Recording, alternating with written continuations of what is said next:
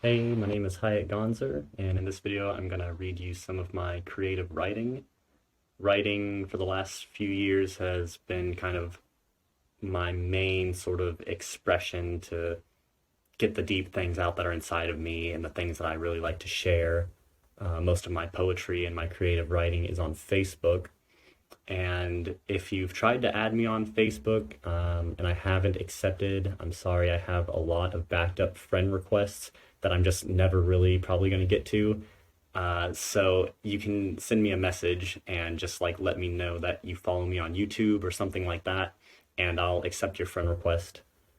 And I have, if you go to my photos, I have a photo album, and then there's one that says something like poems, and you can read all the ones that I've posted and the photo albums on my Facebook page.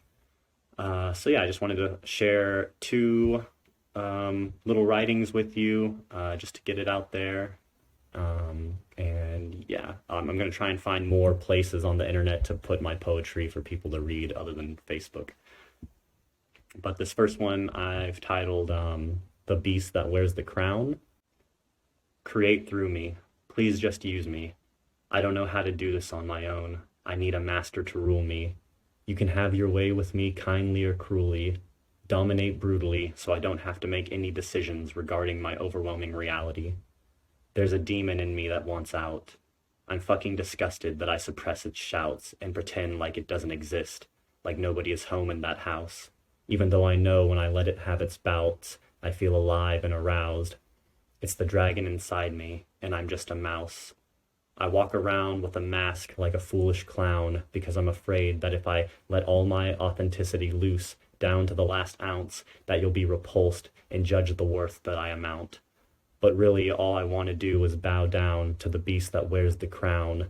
I want the God Almighty to express through my body and my mouth, and let myself be such a unique freak of nature that I feel the sweat dripping from my brow. I want to lose control and give it all away. I want to give you the controller and let you play. But if I give myself to you, will I be okay? Will I go insane? If I let myself die, will I still remain?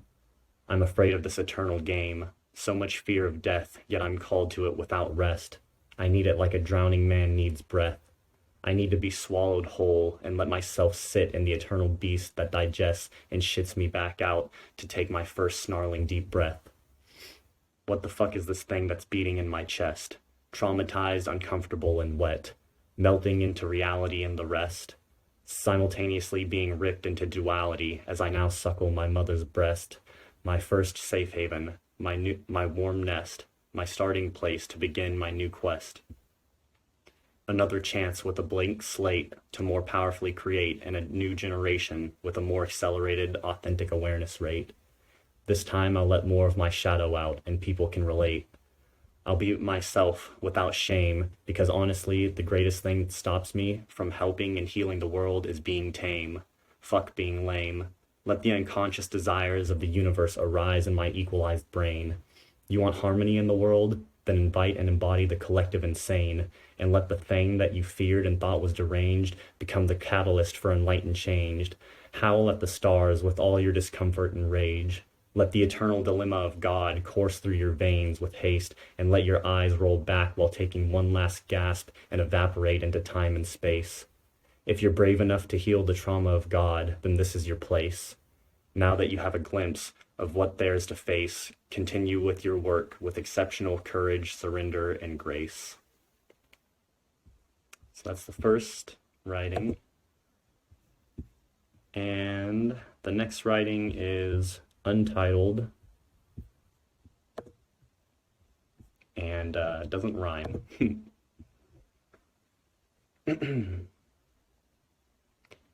Love and hate are the same entity pretending to be opposites.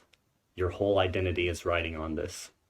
When you find out there is no separation from good and evil, that life and death are the same event, and that white and black are the exact same color, it will likely throw you into a crisis.